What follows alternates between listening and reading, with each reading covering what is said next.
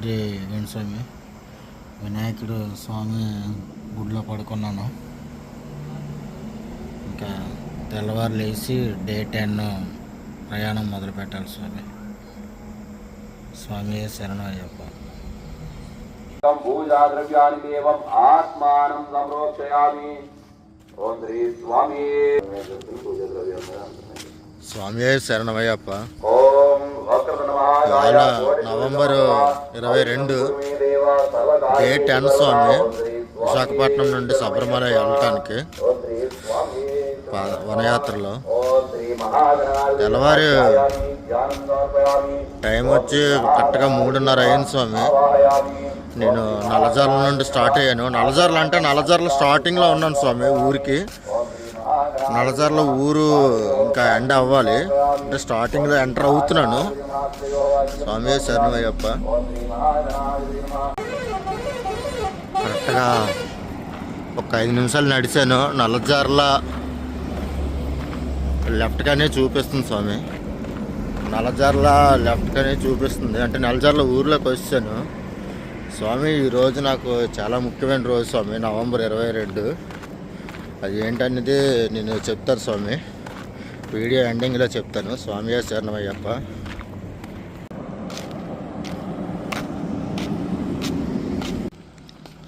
నల్లజర్ల ఊర్లోకి వచ్చాను స్వామి. చూస్తున్నారు కదా లైటింగ్, ఇంకా ఇదంతా కూడా నల్లజర్లనే.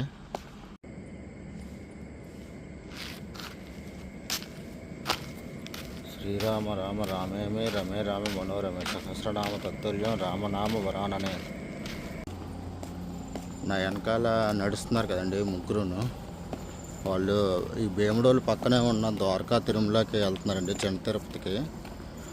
కార్తీక మాసం శనివారం అని చెప్పి వెళ్తున్నారంట. ఇది ఆఖరి శనివారం అంట. కార్తీక మాసం అయిపోతుంది కదా ఈ సోమవారంతో. ఎందుకంటే ఆ ముగ్గురు స్వాములు కూడా నడుస్తున్నారు. ఇదంతా కూడా ఇంక చీకటి అయిపోయింది, ఇక్కడ నుంచి లైటింగ్ లేదు.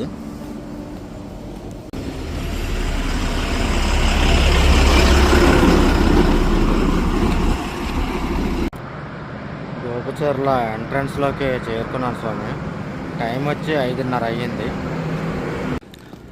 గోపచర్ల ఆంజనేయ స్వామి వారి దేవాలయం కొంచెం మిగతా ఆంజనేయ స్వామి కన్నా కొంచెం డిఫరెంట్గా ఉందండి. చూస్తున్నారు కదా ఎంత బాగుందో శిల్పకళా నైపుణ్యం. జయ హనుమాన్, జయ శ్రీరామ్.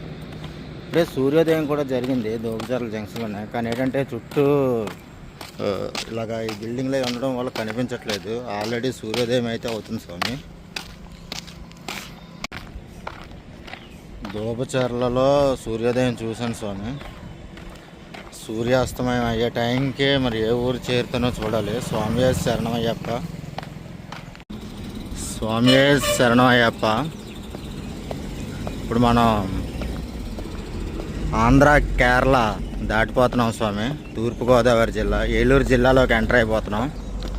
జిల్లాలు మారిన తర్వాత ఏ జిల్లా ఏంటనేది క్లారిటీగా చెప్పలేకపోతున్నాను. ఒకప్పుడు పశ్చిమ గోదావరి జిల్లా అనేవారు.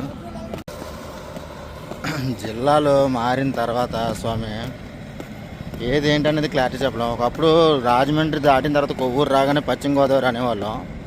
పశ్చిమ గోదావరి అంతా కూడా ఇదంతా తూర్పుగోదావరి కింద బోర్డులు కనిపిస్తున్నాయి. ఇప్పుడు మళ్ళీ ఏలూరు జిల్లా. అంటే నాకు తెలిసి ఏలూరు వరకు కూడా, తుని నుంచి ఏలూరు వరకు కూడా ఆంధ్ర కేరళయే. ఎందుకంటే తూర్పుగోదావరి, పశ్చిమ గోదావరి, కోనసీమ ఈ మూడే తెలుసుకుంటూ చూస్తూ పెరిగాను.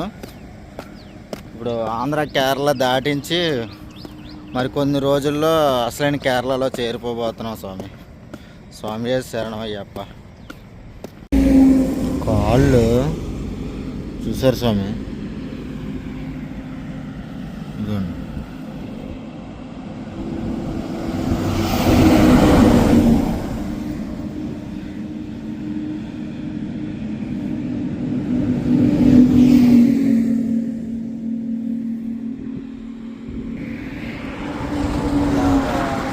ఎక్కిపోతున్నాయి, అలా నడుస్తున్నాను అంతే.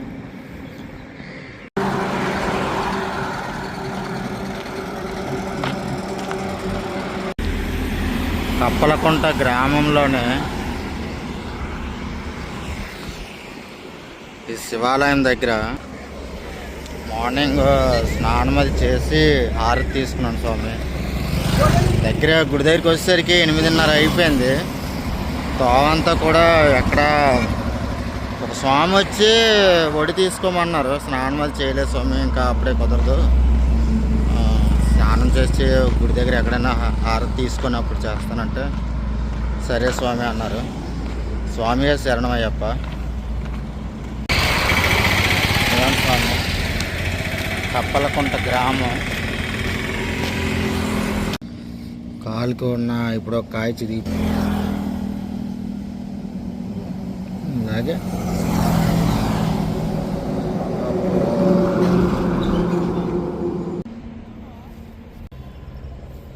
దారిలో నా మానాలు నేను నడుస్తున్నాను. సడన్గా మారుతి కనిపించింది హైవే మీద. ఇంకేం చేయాలో తెలియక అలాగ వెళ్తున్నాను. స్నానం చేయాలి, ఇంకా బుక్స్ టైం అయిందని చూసేసరికి ఇగో ఇక్కడ వాక్ కనిపించింది. ఈ ఇటుకలు బట్టి అబ్బాయి నాకు పర్వాలేదు అవి మంచినీళ్ళే, బోర్ వేస్తాము బట్టి కోసం, మేము అట్లనే స్నానం చేస్తాం, స్నానం చేసుకోండి స్వామి అని అన్నారు. స్నానం చేశాను. మళ్ళీ బట్టలు ఉదయం స్నానం చేసినవి ఇప్పుడు 2 అలాగ ఆరబెట్టాను స్వామి. ఈ ఆరిన దాకా ఇక్కడ వెయిటింగ్ చేయాలి. ఆ అబ్బాయి నేను కూర్చోవడం కోసం అని మ్యాట్ వేస్తున్నారు. అతను పర్లేదు స్వామి నీడలో కూర్చోండి, బొట్లే పెట్టుకోండి, అలంకరణ చేసుకోండి అని. పరిస్థితి ఎలా ఉందంటే ఏదో ప్రశాంతంగా ఇప్పుడే స్నానం చేశాను, బట్టలు ఆరబెట్టుకున్నాను, కాసేపు అలంకరణ చేస్తున్నాను అనుకునేసరికి నేను బట్టలు ఆరేసిన చోటికి మేకలు వచ్చేసాయి. అతనేమో బట్టలు పాడైపోతాయి స్వామి, బట్టలు తీయండి అంటున్నారు.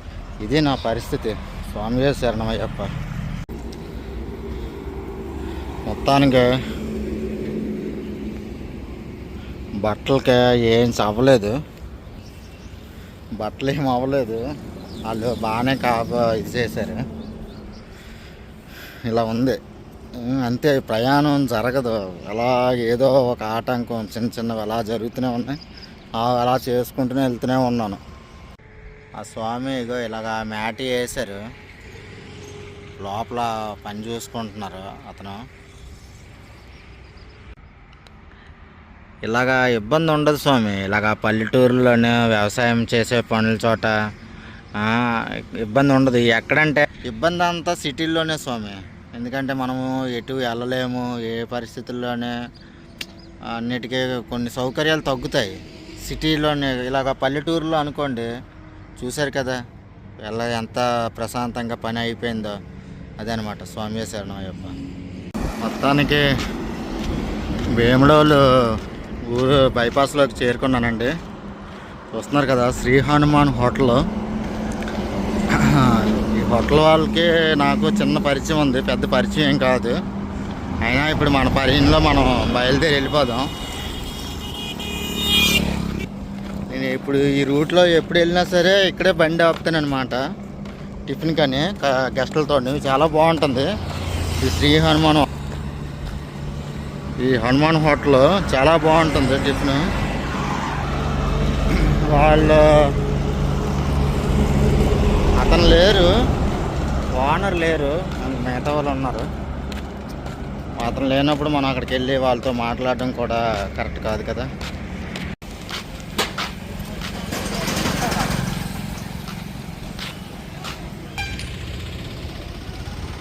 ఓం నమో భగవతే వాసుదేవాయ.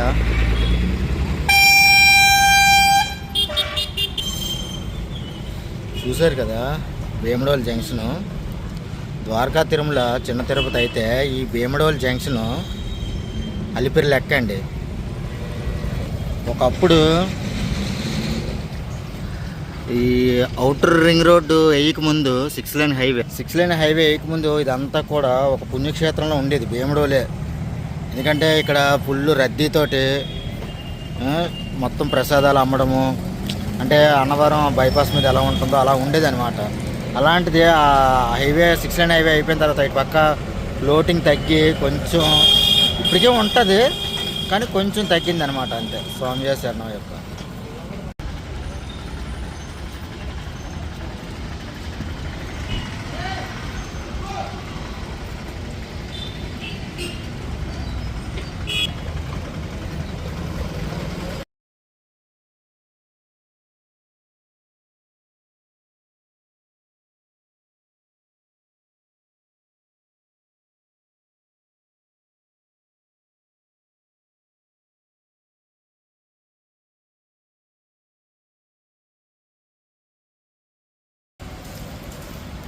భీమడోల్ జంక్షన్లో భోజనం చేసి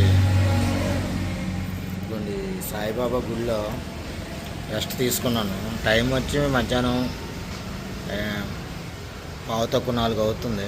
మళ్ళీ నేను నా నడక మొదలు పెడతానండి. స్వామి శరణం అయ్యప్ప. ఉదయం సూర్యోదయానికి దూపచర్లలో ఉన్నాను, సూర్యాస్తమయానికి గొండుగొలంలో ఉన్నాను స్వామి. ఇదిగోండి ఎదురుగా జంక్షన్ కనిపిస్తుంది. గొండుగొలం జంక్షన్ దగ్గరే విజయవాడ నుంచి వైజాగ్కి వెళ్ళే రూట్స్ మారుతాయి అన్నమాట. అంటే కొవ్వూరు నల్లజర్లగా మీదుగా వెళ్ళేవాళ్ళు అలా డైవర్షన్ తీసుకుంటారు. తాడేపల్లిగూడెం రావులపాలెం వెళ్ళవలసిన వాళ్ళు స్ట్రైట్గా వస్తారనమాట. అంటే వైజాగ్కి 40 కిలోమీటర్లు తగ్గుతుంది. అది అటు వస్తే వైజాగ్ నుంచి వచ్చే వాళ్ళకి దివాన్ చెరువు, రాజమండ్రి దగ్గర దివాన్ చెరువు దగ్గర మల్లింపాలి. ఇటు విజయవాడ నుంచి వైజాగ్కి వెళ్ళే వాళ్ళు గొండుగొలం దగ్గర మల్లింపు ఉండాలి స్వామి. అది గొండుగొలం ప్రత్యేకత అనమాట. అదిగోండి ఆ ఫ్లైఓవర్ మీద చూసారు కదా, లారీలు అవి వెళ్తున్నాయి. కరెక్ట్గా సూర్యాస్తమయానికి ఇక్కడికి వచ్చాను. అవును స్వామి, గొండుగొలం చాలా ముఖ్యమైన జంక్షన్ అనమాట. అవును స్వామి, ఆ దూరంగా కనిపిస్తుంది కదా రోడ్డు, లారీ వెళ్తాం చూసారా, అది కొవ్వూరు నల్లజర్ల వెళ్ళే రోడ్డు. వైజాగ్ వెళ్ళటానికి 40 కిలోమీటర్లు తగ్గుతుంది. ఇది రావులపాలెం తాడేపల్లిగూడెం మీదుగా రాజమండ్రి వైజాగ్ వెళ్ళే రోడ్డు. 40 కిలోమీటర్లు ఎక్కువ వస్తుందండి విజయవాడకి వైజాగ్కిను. స్వామియే శరణమయ్యప్ప. ఓం శ్రీ స్వామియే శరణమయ్యప్ప. ఓం శ్రీ స్వామియే శరణమయ్యప్ప. ఓం శ్రీ స్వామియే శరణమయ్యప్ప. ఓం శ్రీ స్వామియే శరణమయ్యప్ప. ఓం శ్రీ స్వామియే శరణమయ్యప్ప. ఇప్పుడు నేను గొండగొలంలోనే రామాలయంలో ఉన్నాను. ఇవన్నీ చూస్తున్నారు కదా, ఇదిగోండి ఆంజనేయ స్వామి దగ్గర హారతి ఇచ్చేసుకున్నాను. ఇంకా అంతే. ఈ గొండగొలం తర్వాత నెక్స్ట్ ఊరే ఏలూరు అనమాట. ఉదయం నేను నల్లజర్ల దగ్గర అచ్చన్నపాలెంలో బయలుదేరాను. అక్కడ నుంచి ఇక్కడికి 30 కిలోమీటర్లు నుంచి నేను నడవలేకపోయాను. బాగా ఒళ్ళంతా హోనం అయిపోయింది. ఇప్పుడు టైం వచ్చి 6:15 కరెక్ట్గా ఈ మాట్లాడుతున్నప్పుడు. ఇంకా నేను నడలేక గొండగొలంలోనే అక్కడ స్వామి కనిపిస్తే అడిగితే పక్కన కాలువ ఉంది, మామూలుగా గోదావరి కాలువ. ఆ కాలువలో స్నానం చేసుకోండి, రామాలయం ఉంది ఊర్లో, అక్కడికి వెళ్ళి మీరు హారతి ఇచ్చుకొని బస్ చేసుకోవచ్చు అని చెప్పారు. వచ్చేసాను స్వామి. ఇంకా రాత్రికి గొండగొలంలోనే బస్ చేసి ఇంకా పొద్దున్న చేసి బయలుదేరిపోతాను స్వామి.